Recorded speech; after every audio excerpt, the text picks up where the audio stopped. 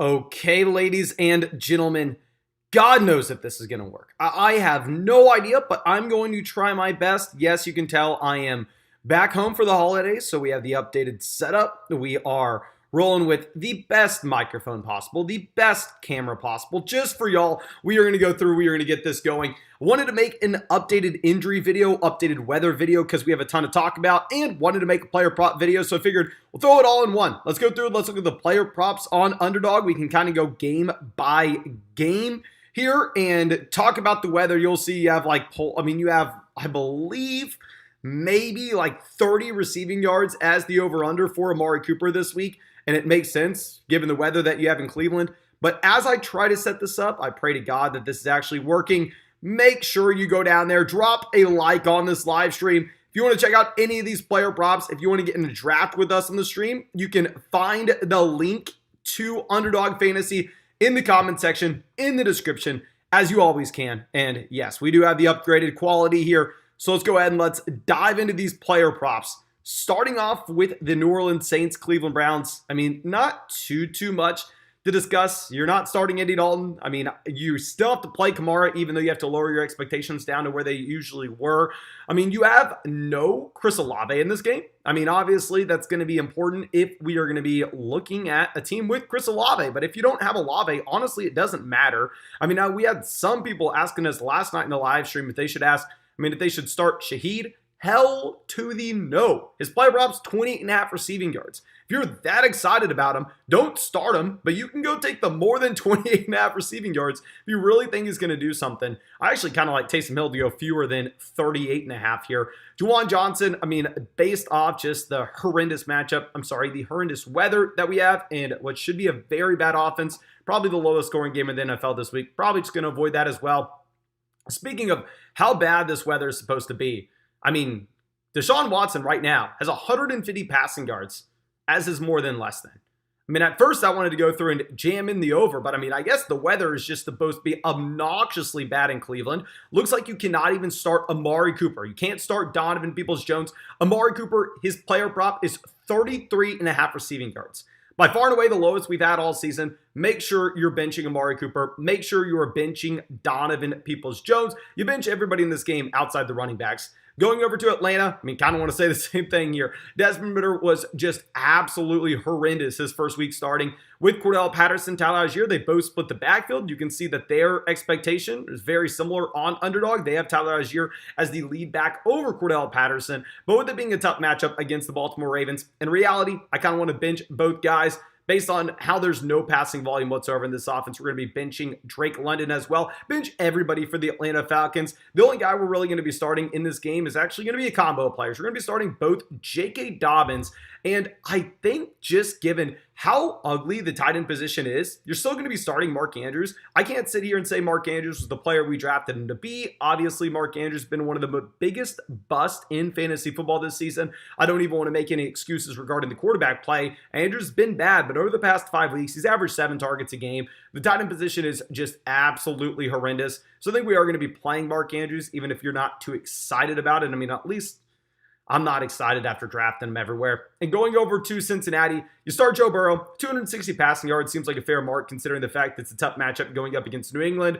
Joe Mixon's been pretty damn bad if we're going to be looking at the usage with Samaje Perine over the past 2 weeks since Mixon's returned. And it's a tough matchup against New England. You still have to start him just given how good this offense is. And with Jamar Chase, we don't even need to talk about it. I wouldn't mind if you wanted to go take the more than receiving yards line on Jamar Chase here. T. Higgins, start him. I mean, Tyler Boyd, nope. I mean, I think we kind of understand what this offense is. Same thing. We know what we're doing in New England. In New England, not starting Mac Jones unless it's a super flex format. Ramondre Stevenson, even in a tough matchup going up against Cincinnati, is in such a good matchup. In such a good role in this offense despite the matchup that you're going to have to play him. I mean, the man is pretty much the leading receiver for the New England Patriots outside of Jacoby Myers. Myers, you're benching. Nelson Aguilar, you're benching. Hunter Henry, you're benching. Jonnu Smith, you're benching. Please only start Ramondre Stevenson for New England. Going over to Buffalo, Chicago, and we don't need to talk about Josh Allen, even though the passing line on Allen is only 225 passing yards here. I know that seems like maybe it's going to be a little bit low, but just keep in mind, so many of these games are going to have horrendous weather that it's difficult for me to go through and take too many more thans when it comes to passing yards or anything of the sort. You're still starting Josh Allen given the rushing upside. With the Buffalo running backs, we're going to be benching everyone. I mean, right now they're operating in a 3-man running back by committee. Not too much interest there, regardless of what the matchup may be. Stephon Diggs, great spot. Even though it's bad weather, you're still going to be playing Stephon Diggs, like we said. I mean, so many games are going to have bad weather this week. Gabe Davis, since he is that deep threat option in Buffalo, I think I'm actually going to be even more worried about him with the weather, considering the fact that, I mean, hell, you kind of need him to come away with that 30-yard receiving touchdown if he's going to have himself a good game. I'm benching Dawson Knox unless you have, no options at tight end. I know Knox had a fine game this past week. Isaiah McKenzie, not interested in. And Justin Fields, I know that seems like it's a low mark at 138.5 passing yards, but Justin Fields actually averaged 137 passing yards this season, so this is more than Justin Fields usually throws for, but you're still starting him specifically because the rushing yard mark, 75.5. I mean, that's a reasonable expectation. You know, the man just is a cheat code in fantasy, regardless of what we think about him as a real-life quarterback. Montgomery, a cheap 3-down running back. Kind of have to go ahead and play him despite the matchup. Don't want to be starting anybody else for the Chicago Bears because going back to what we were saying with Justin Fields, he's averaging literally 137 passing yards a game. There's no volume. Now, going over to the Giants, very good matchup for Daniel Jones playing against the Minnesota Vikings. Very good matchup for almost everybody here. You'll see that Saquon Barkley, his line is 101 total yards. The highest mark we've had with Saquon Barkley, at least from a projection standpoint, in a long time. It's the highest projection I've ever seen on Darius Slayton, at least for 2022. If you wanted to start Slayton, just given how good this matchup is against the Minnesota Vikings, I'm not going to try to talk you out of that. I think Slayton, I don't know if we've said to ever start him this season, but this would be the 1 week that you wanted to, just given how bad this Minnesota Vikings defense is. And going over to Minnesota, you have Kirk Cousins, back-to-back games with over 400 passing yards. Cousins can be a play. I like him more in a 6-point passing touchdown format, considering the fact that he's not going to run the ball at all. You really need him to have the passing day of just efficient play. Dalvin Cook, 3-down bell out, nothing to talk about. Jefferson, you play him, nothing to talk about. Thielen, Hawkinson, they're very, very similar, but the difference is there are a lot of wide receivers who score points, so you don't need to start out on Thielen. Whereas at tight end, there's nobody. So you're going to go through jam in TJ Hawkinson. Don't play KJ Osborne. The expectation on him this week's 33.5 receiving yards. I think it's just a clear avoid. Going over to Detroit and Carolina, Goff can be a play very similar to Kirk Cousins in my mind. Neither quarterback has rushing upside. If you're betting on the passing volume, I would prefer it to be in a 6-point passing touchdown format. They're operating in a running back by committee where Justin Jackson's now getting involved. And for that reason, I would prefer to avoid both Jamal Williams as well as DeAndre Swift. I feel like there's just naturally a lot of uncertainty. Amon-Ra St. Brown, you're starting no matter what. DJ Chark, I'm going to be avoiding as well because I think Jameson Williams may end up expanding his role, and I don't think the Detroit Lions are going to end up getting into a shootout here. But let's go down to Sam Darnold and the Carolina Panthers. Not too much to discuss. I actually kind of like the fewer than on D'Onta Foreman here. We took the less than D'Onta Foreman 16.5 carries last week. My issue with D'Onta Foreman is, hell, if you're a committee running back for the Carolina Panthers, I don't care if I want to root for you. Hook 'em Lawrence. Of course, we want to root for our guy. I think I saw Jan in the chat earlier. But at the end of the day, if you're getting used in that committee for the Carolina Panthers, I don't really care about you too much. DJ Moore, a viable play just because it's such a bad matchup against such a good matchup, such a bad defense. But I would rank him as that mid wide receiver 3.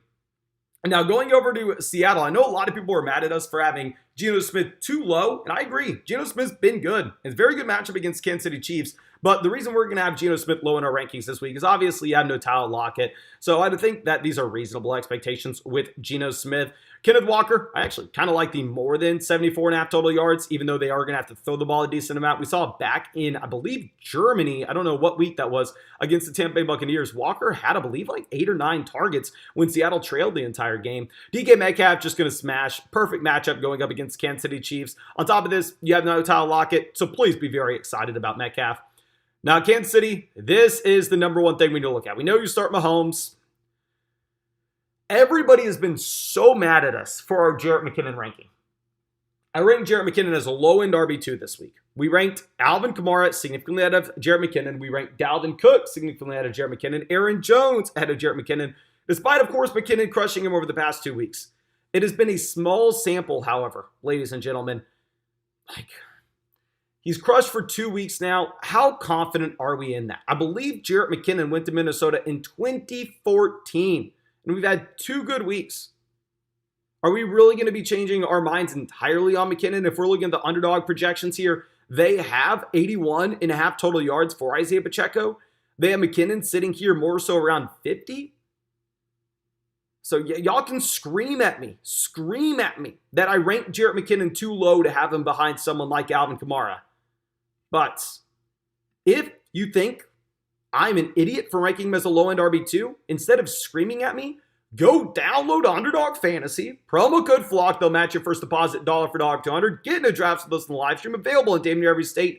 And go take the more than on Jerick McKinnon, whether that's 25.5 rushing yards or 21.5 receiving yards. Hell, I mean, I'm not going to tell you what to do with that, but I just think it's funny that everybody views him as a running back 1 off of 2 weeks. I'm rooting for the guy. Trust me, I am, but let's be realistic here.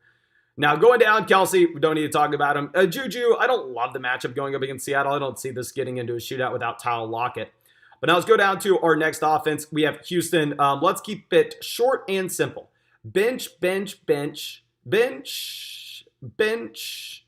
You start Derrick Henry, and that is it. I mean, if Malik Willis is starting here, even in a plus matchup against Houston Texans, I guess Treylon Burks is actually going to be someone that we are now completely avoiding. If you have no Tannehill, like literally look at the expectations with Malik Willis. They have him at 125 passing yards. It's Zach Wilson level numbers.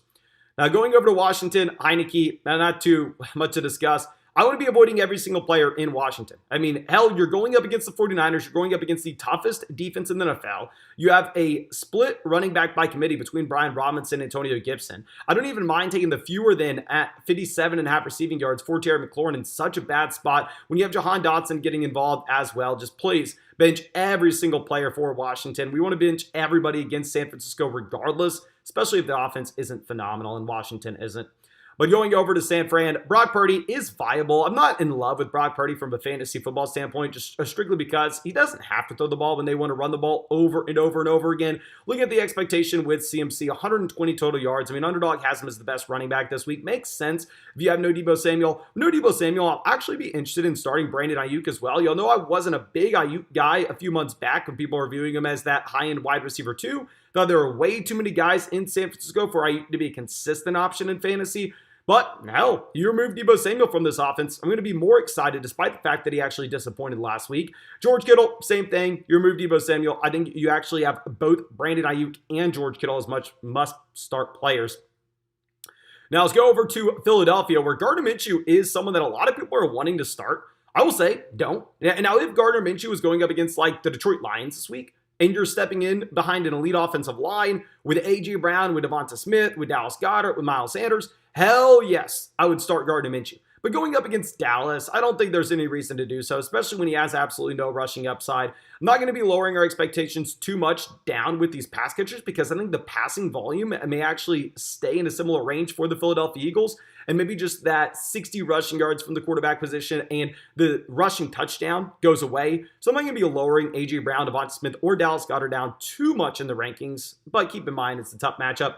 With Dak Prescott, I would actually like it more if Jalen Hurts were to start, just because I think that with those additional 60 rushing yards from the quarterback position, the rushing touchdown as well, all of a sudden, maybe this would turn into a shootout game. But I think Dallas easily wins this game. I think they run the ball in the second half with these two guys. Ezekiel Elliott and Tony Pollard have a combined 155 expectation for their total yards this week. I mean, it's telling us that the Dallas Cowboys should be running the ball very often. You're going to, of course, go through and start CeeDee Lamb, though. Now, looking at Las Vegas, Pittsburgh, nothing too exciting. I mean, I know we're not reinventing the wheel here when I'm telling you this. You start Josh Jacobs, you start Davante Adams for Las Vegas, almost regardless of what the weather is. Obviously, this is the lowest mark that we've had with Davante Adams for quite some time. I mean, so many games this weekend are going to have the worst weather imaginable. But still, if it's Davante Adams, you start Davante Adams. With Najee Harris, he's the only player that's startable in Pittsburgh, in my opinion. I mean, Kenny Pickett, the expectation's 185.5 passing yards this weekend. So I think you can go ahead and start Najee Harris and nobody else. Going over to the Sunday, the Christmas games, we have Aaron Rodgers. You can't start him just given the fact he has no rushing upside. Aaron Jones, I'm fine starting him. I don't necessarily want to come out here and take the more than 54.5 rushing yards. just given the fact that A.J. Dillon should be good to go. But with the usage that you have as a pass catcher for Aaron Jones, you go ahead, you start him. Christian Watson, little low here with 54.5 receiving yards. This game's being played in Miami, so the weather shouldn't be too bad. I mean, you're in Miami. I think it's going to be just fine. I don't know. I mean, I really want to take the more than 54.5 receiving yards on Christian Watson and call him a must-start option with how bad the weather is everywhere else in the country. It's just a little harder to do so whenever you have Romeo Doubs back in. But going over to Miami, we have Tua Tagovailoa as a startable option. Please start him. With how bad the weather is cross country, you start Tua, you start Tyreek, you start Waddle, and between Jeff Wilson and Raheem Mostert, we're going to have to wait. Very similar to Denver, we're going to have to wait for injury updates with the running back and wide receiver position before we really know. I would say the only thing that we're going to be doing with this Denver Broncos-Rams game is you can start specifically Jerry Jeudy if Courtland Sutton were to miss, and you can obviously start Latavius Murray if you need to as well. But going over to Tampa, I mean, with Brady, it's a great matchup against the Arizona Cardinals. Right now, you have Leonard Fournette and Rachaad White split in the backfield 50-50 based on the snaps this past week. I would prefer Leonard Fournette over Rachaad White. You can start Godwin. You can start Evans in that plus matchup against the Arizona Cardinals. I'm actually surprised to see the mark on Trace McSorley here so high at 189.5 passing yards. I figured this would be a little bit lower if we're going to be honest. But with Arizona, you bench Hollywood. You only start DeAndre Hopkins and James Conner. Very similar to the Raiders. You just have to start those two studs almost regardless. And then with the Chargers, I don't know what we're waiting on with the lines here. Are they waiting on weather updates in Indianapolis? Is that what it is? I don't know. Will you be able to give you all updates on that on Monday? Of course, that game is going to be a little bit later. I apologize for being very, very professional. Y'all probably are not used to a live stream of this high quality with the perfect camera, the perfect microphone, the perfect background. But we are at the fam's house for the holidays. I will be back on Christmas to the usual setup, so I will see y'all then. Thank you again. I appreciate you. Hope you're having great holidays. I will be live most likely tonight to answer fantasy football questions. Not going to guarantee it. However, I most likely will be. Thank you again. I truly do appreciate all y'all. I really hope you have a great day.